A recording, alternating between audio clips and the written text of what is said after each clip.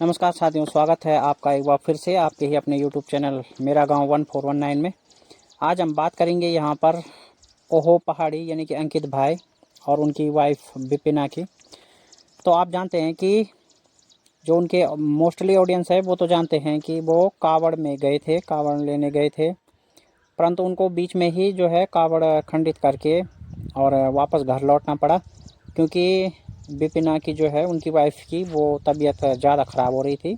हालांकि पहले उन्होंने खुद से ही मतलब मैनेज करने की कोशिश की थी, बट जो है फीवर बहुत ज़्यादा हो गया था, जिसके कारण जो है मतलब अंकित भाई को आना पड़ा, कावड़ छोड़कर घर आना पड़ा। और हो सकता है कि वो अब विपिना का ट्रीटमेंट करा के यदि उनको मौका मिला तो फिर से जाएंगे कावड़ लेने, बट इस समय वो विपिना के साथ में हॉस्पिटल हैं। और अभी लास्ट अपडेट मिलने तक तो भाई 2 दिन उनको हॉस्पिटल में ही होने वाले थे, क्योंकि उनका फीवर कम होने का नाम नहीं ले रहा था जो उन्होंने अपडेट बताई थी। तो उनके जो ऑडियंस है वो काफ़ी परेशान है, काफ़ी दुआएं, काफ़ी उनको जो है आशीर्वाद मिल रहा है वीडियो के माध्यम से, क्योंकि उनकी जो वाइफ विपिना है, अंकित भाई ने ज़रूर एक प्रैंक में मतलब कुछ, मैं उसको नेगेटिव ही बोलूँगा थोड़ा सा, जिससे एक नेगेटिविटी का संदेश समाज में जाता है, और ख़ासतौर से जो बच्चे अभी मानसिक रूप से अवेयर नहीं हैं तो उनमें एक नेगेटिविटी का संदेश जा रहा था। जब उन्होंने एक प्रैंक किया था कि जो बाप को मारने के लिए गुंडे बुलाए, तो उस पर हमने भी एक नेगेटिव रिएक्शन दिया था।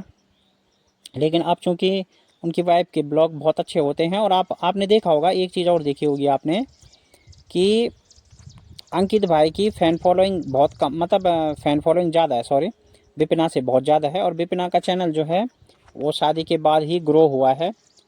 उन्होंने चैनल पहले खोला या बाद में, मैंने थोड़ा ये नहीं देखा, बट मैं उनके ब्लॉग तभी से देख रहा हूँ जब वो अंकित भाई के साथ चर्चे में आई, ओहो पहाड़ी भाई के साथ, जब उन्होंने नेपाल से शादी वगैरह ये सब चीज़ें उनकी सोशल मीडिया पे चली, तो मैं इन लोगों को तब से ही देखता हूँ, वरना पहले मुझे इतना पता नहीं था, मतलब मैं देखता नहीं था, मुझे पता नहीं था। तो विपिना के जो फ़ैन फॉलोइंग है अब वो धीरे धीरे ज़्यादा हो रही है। कैसे, मतलब मेरा मतलब सब्सक्राइबर से नहीं है, सब्सक्राइब अभी भले उनके कम हैं, लेकिन उनके वीडियो पे वाचिंग बहुत अच्छी आती है, लोग काफ़ी पसंद करते हैं उनके ब्लॉग को, और जिनमें से स्वयं एक मैं भी हूँ। भाई मुझे उनके ब्लॉग काफ़ी पसंद आते हैं, मतलब नेपाल में और भारत में, और ख़ासतौर से मैं ये कहूँगा कि नेपाल और उत्तराखंड के परंपरा में कोई ज़्यादा अंतर नहीं है। गढ़वाली परंपरा हमारी जो है, या पहाड़ी परंपरा मतलब हम जिसको बोल सकते हैं, तो लगभग लगभग उसी के जैसी नेपाली परंपरा भी है। इसलिए नेपाल और गढ़वाल में मोस्टली काफ़ी रिश्ते होते रहते हैं, हुए भी हैं आज से पहले। और उत्तराखंड में तो कई नेपाली ऐसे हैं जिनको स्वयं हम भी जानते हैं कि उनके जो पूर्वज है, उनके जो वंश है वो नेपाल से जुड़े हुए हैं, मगर वो यहाँ रहते हुए यहाँ की सभी परंपराओं का अच्छे से पालन कर रहे हैं। भाषा हो या किसी भी प्रकार की, जैसे कृषि हो, भाषा हो, या कोई भी सामाजिक परंपरा, त्यौहार वगैरह इत्यादि सब कुछ हो, तो सब कुछ का बिल्कुल अच्छे से पालन कर रहे हैं मतलब वो लोग। हालांकि कतिपय लोग ऐसे भी होते हैं जो इस तरह से नहीं कर पा रहे होंगे, मगर उनमें केवल वो नेपाल की बात नहीं है, हमारे देश में कतिपय रिश्ते ऐसे होते हैं कि जो अपने ससुराल की परंपराओं को अच्छे से मतलब उनका निर्वहन नहीं कर पाते हैं। तो इसमें पर्टिकुलर मतलब ये इसमें देश से संबंधित कोई बात नहीं होती है, मगर मैं ये कहूँगा कि 90% जो है नेपाल और हमारी सभ्यता में लगभग लगभग एक ही जैसा वो है, कल्चर है हमारा। तो जैसे विपिना है, अब अंकित भाई के साथ उनकी शादी हुई, मगर कहीं से भी ऐसा नहीं लगता कि अंकिता, और सॉरी, ये क्या बोलते हैं, अंकित भाई की जो वाइफ है वो नेपाल से होगी। हाँ, अगर भाषा को छोड़ दिया जाए, कभी अगर वो अपनी मातृभाषा में बात करेंगी तो केवल तब को अगर छोड़ दिया जाए, तो वरना सभी चीज़ों का निर्वहन उन्होंने बहुत अच्छे से किया है, चाहे वो फैमिली में हो, सामाजिक परंपरा में हो, कोई त्यौहार वगैरह हो, घर का काम काज हो, तो इस तरह से तो सभी चीज़ों में मतलब दक्ष रही है अंकिता। मगर आजकल उनकी तबीयत आप लोग भी जानते हैं कि थोड़ा ख़राब चल रही है, और हम प्रार्थना करते हैं ईश्वर से कि वो जल्दी स्वस्थ होकर घर आएँ। इस समय वो हॉस्पिटल में एडमिट हैं, आप जानते होंगे कहाँ एडमिट हैं वो, तो ज़्यादा लोकेशन बताना अभी सोशल मीडिया पे भाई मुझे नहीं लगता ठीक, वैसे अब कोई बताए तो वो अलग बात है, वो स्वयं बता सकते हैं, बट लोकेशन बताना तो एग्जैक्टली ठीक नहीं लगता। तो इस समय वो हॉस्पिटल में है, तो कमेंट सेक्शन में भाई लोग उनके लिए काफ़ी दुआएं मांग रहे हैं, जिनमें से हम भी हैं। तो मुझे स्वयं भी मतलब उनके ब्लॉग पसंद आते हैं, क्योंकि उनके ब्लॉग में कोई भी वो नहीं होता, बल्कि एकदम नॉर्मल ब्लॉगिंग, और अच्छी बोलने की शैली उनकी, तो भाषा शैली अच्छी, बोलने का तरीका, ये सब भी ब्लॉगर पे डिपेंड करता है, जो स्वयं शायद हमारे अंदर भी नहीं है। तो इसीलिए उनको जो है ऑडियंस पसंद करती है। और आज अंकित भाई की फ़ैन फॉलोइंग ज़्यादा होने के बावजूद भी विपिना के व्यू बहुत अच्छे आते हैं।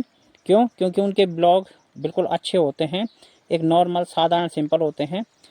और कई ऑडियंस ऐसी होती है जो मिर्च मसाला पसंद करती है, कई ऑडियंस ऐसी होती है कि जिनको सिंपल ब्लॉगिंग पसंद है। तो अलग अलग चीज़ें हैं। तो विपिना के ब्लॉग बहुत पसंद कर रहे हैं लोग।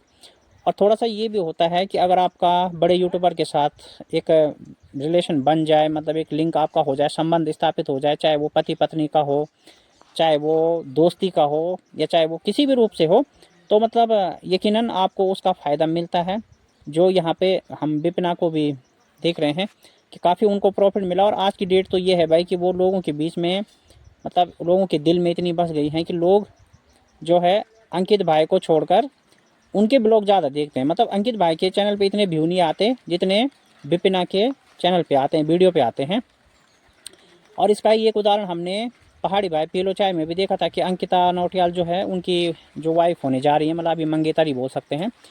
तो वो बहुत छोटी ब्लॉगर थी तब, अभी जब वो उनकी सगाई हुई थी उससे पहले, मतलब जब वो रिश्ते की चर्चा में आए थे तब वो छोटी थी, उनकी 10,000 के आसपास की फैमिली बनी हुई थी तब तक। लेकिन अब सडनली देखते ही देखते उनके भी जो है अच्छे खासे फ़ैन फॉलोइंग हो गई है। तो बड़े यूट्यूबर का यही लाभ मिलता है। तो इसके दो फ़ायदे हैं भाई, एक तो आपके जीवन साथी बन गए, दूसरे आपको बहुत अच्छे फ़ायदे भी यूट्यूब पर नज़र आ रहे हैं, और मतलब आपको मिल भी रहे हैं उसके फ़ायदे।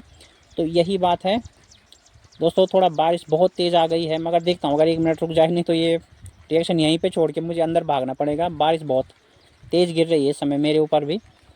तो मैं छाता लाना भी भूल गया, क्योंकि मुझे लगा नहीं था कि इतनी जल्दी बारिश आ जाएगी। इससे पहले बारिश हुई ज़रूर थी, लेकिन चूँकि थोड़ा देर तक रही थी और उसके बाद बंद हो गई थी, तो मुझे नहीं लगा था इतनी जल्दी बारिश आएगी। तो बस हमारी भी दुआएं यही है कि विपिना बहुत जल्दी घर लौटे स्वस्थ होके, और उनकी फैमिली वालों को भी एक मतलब रिलैक्स फील हो, उनमें भी एक खुशी का वातावरण आए, क्योंकि वो बहुत अच्छी ब्लॉगर हैं। तो क्योंकि हम अगर नेगेटिव चीज़ों पे, हमने कई बार बताया कि अगर हम नेगेटिव चीज़ों पे रिएक्शन दे सकते हैं, तो हम जहाँ पर प्रार्थनाओं की या दुआओं की बात है तो वहाँ पर भी पीछे नहीं रहेंगे। तो भाई हमारी प्रार्थना और हमारा आशीर्वाद भी उनके साथ है। तो आप लोग इस वीडियो को शेयर कर दीजिएगा और मेरी बात थोड़ा उन तक पहुँचा दीजिएगा ज़रूर। उन दोनों तक मेरा ये आशीर्वाद और मेरी जो दुआएं हैं ये आप प्लीज़ उन तक पहुँचा दीजिएगा। तो शेयर कीजिएगा वीडियो को ज़्यादा से ज़्यादा, ताकि अंकित भाई और विपिना तक भी मेरी बात पहुँच सके।